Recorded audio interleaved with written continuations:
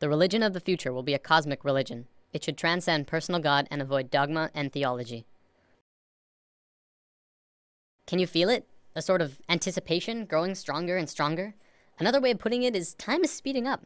I've heard that discussion for a while now. I know most people have felt it at some point, maybe while watching the news or perhaps something in their own lives.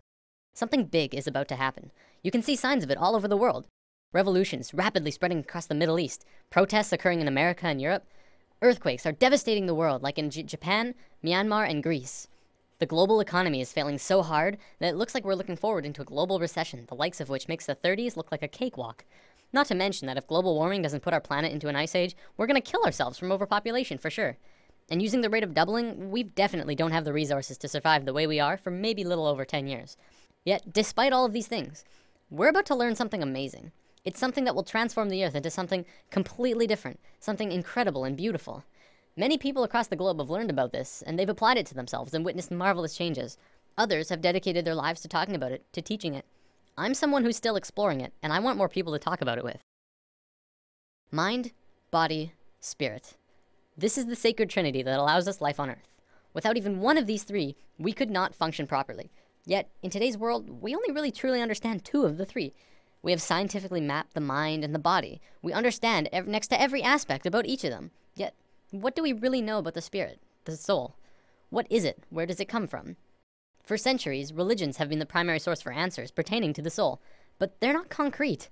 Many different religions have a different answer and ideas about how things work on this level.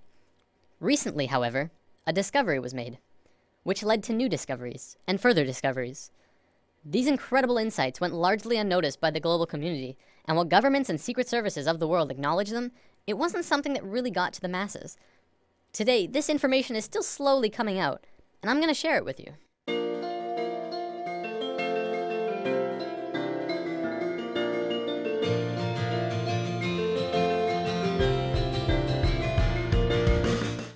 In the world of science, what do we really know about thoughts? We know we can measure them. By hooking up scanners, you can measure the frequency that are emitted when you think them. They're measurable, yet there isn't anywhere specific in the brain that holds them. Is it possible that you create your thoughts outside your mind? Maybe not.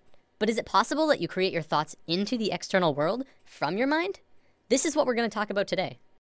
Have you ever had a moment where you knew exactly what someone else was going to say about 2 or 3 seconds before they even started talking? Do you have a shared connection between a loved one or a pet where you can always tell exactly how the other is feeling or what they're thinking of, even if they're not really around? Have you ever met someone that you really got bad vibes from and your intuition turned out right? We've all had experiences like these at least a few times, some many more than others. There are even a few people who can kind of tap into this experience quite easily. I believe one of the terms for it is psychic. Let's say for the sake of discussion that when you think of something, anything, it appears right in front of you. No, not physically, but let's say it appears in a different realm that's in and around all of us. We'll just assume for now that it's not something that we're consciously aware of, and it's something that we're going to discuss later on. For now, let's just call it the thought realm. When you're doing something, you start by thinking about it. Whether you're building a pool in your backyard or making a sandwich, you have to have thought of it first. Even the subconscious thoughts for things like walking and breathing. This shouldn't be anything new to us. We think of things before we do them, even if it's a split second before them. This is just how we function, and our physical actions match the thoughts that we've created. You might say that you move through your thoughts, turning non-physical ideas into physical actions. When an inventor gets an idea, this idea can quickly spread throughout all of his colleagues and friends. Ideas and thoughts are spreadable. Multiple people can hold on to the same idea at once, allowing them to grow and develop further. In this scenario, don't think of thoughts as separate, but as a whole that everyone is latching onto. Of course, because we can't physically see this realm of thoughts, we can't tell exactly what the original idea was, only the interpretation that they describe using functions like speech and body language, as well as our own intuition, which is how thoughts connect to each other. Because of this, we add a bit of our own creation to the mix, our own spice, while still working towards the same common goal. A social gathering is another good example of this at work too. People gathering together because they share the same ideas, thoughts, and emotions as the rest of the people there. An example could be a college course on architecture. People interested in architecture would attend the course because they share the same interest mentally. This shouldn't be anything mind-blowing. It's our day-to-day lives, just from a different perspective. Even if you're using something that someone else made, you're still creating this experience for yourself. You manifested that iPad or house or whatever into your experiences. So with thoughts connecting with other thoughts comes our first big realization. This new understanding of how intertwined we truly are, we are not only connected in the physical realm, but in a mental and spiritual way as well. Up until recently, humankind has always understood simply that they were connected only through their physical being. We assumed that the conscious experience, as well as all of the thinking, was totally 100% isolated from the rest of everyone else. The fact is, we're not. We are so connected with each other, it's almost impossible to believe. Think about almost every creature on Earth. What do we really know about the bond that connects them?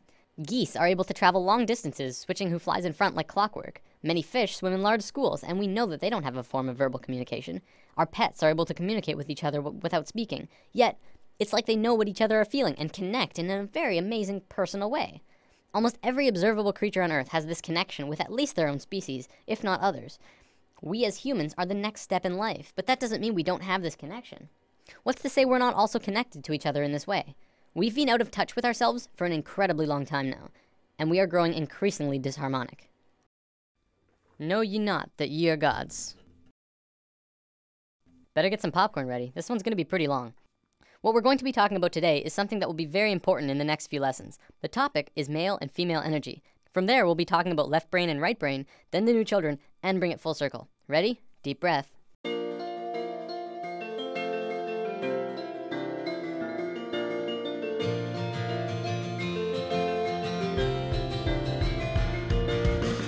A few weeks ago, we touched upon chakras and how they're at the source of what's affecting your internal systems. What we didn't talk about was the energy flowing within them. Now, there's lots of kinds of energy through and around all of us, and that'll be a future topic later on. Today, I want to talk about two specific energies that can be expressed through this image. The energy that flows here is male and female energy. Male energy is focused, and female energy is creative and random. Neither of them is greater nor weaker than the other, and both can be extremely powerful when fully manifested. Female energy is the land of unbridled possibilities, creative potential, and affecting the universe from within. Focused male energy takes direct roads from point A to point B. This energy can be as strong as a tank, accomplishing tasks and going where it needs to go with precision and without distraction. The important thing to know about this energy isn't how they move. I'm going to use some super basic sacred geometry to demonstrate this. This is the Fibonacci spiral. We're going to be talking a lot more about it when we dive into the topic. For now, all you have to know is that it starts at 1 and flows outward forever in a very specific way and is present in all life everywhere. As male energy flows through the spiral, it goes from base point to point, from here to here, to here to here. It doesn't curve, it just goes straight where it needs to be. Female energy, however, would flow in the actual spiral. It would go around, going in and around outside all of the lines, but still getting to the same or similar results. This is the graphic representation of how it flows, but it also acts in the same way. From this understanding, you can see how we use these energies in our lives. It's the difference between driving straight to work and being on schedule all the time, and taking the scenic route because it's a more pleasant ride, even if it means being late. It's baking a cake strictly by what it says in the cookbook, and putting it together with what just feels right. It's getting that promotion for working the hardest, and getting that promotion for coming up with the best ideas. Here's a relatable example. It's the difference between Inception and Sucker Punch. Both about dreams, but one of them being the masculine story of professional men just doing their no-nonsense work, trying to get the job done, and the other being the feminine story that was creative and random and, according to many, didn't make much sense. Both male and female energy, like the chakras, have their own traits. Male energy is linear, analytical, strategic, and practical. However, when male energy is constricted, it is very blundering and confrontational, and what tends to occur is not seeing all sides of a situation, or not being open to any other possibility other than the one being pursued. You can see a lot of that in today's society. Most commonly, we call it being closed-minded. Female energy, on the other hand, moves in curves. It does not stay inside the lines. It is creativity and movement and expression and emotion. It can do anything and go anywhere, but it has trouble sticking to schedule. If constricted, it can get out of its flow, running rampant between emotions and mood swings and ideas. The creativity could get jumbled and come out as an out-of-control mess. We don't have this widespread issue in today's society, and it has a lot to do with our brain hemispheres. We're gonna look at that in a moment. One big difference between the two is that male energy looks at parts and female energy looks at wholes. Before I go on, I wanna make this clear. Male and female energy has very little to do with sexual orientation. Like, it's in the mix, but it's not a fundamental part of the energy itself. For example, if you look at the shape of male and female bodies, men have straighter bodies, women have curvier bodies. We'll probably come back to this in a lesson down the road. Okay, brain hemispheres. We have 2 of them, and if you remember what you learned in grade 10 biology, this will be familiar. The left brain is the male energy side of the brain. It is orderly, statistical, logical, and mathematical. It sees things in straight lines, rational and practical. The right brain is the female energy side of the brain. It is our creative side, a free spirit. It is passion and experience of taste and feeling, movement and art.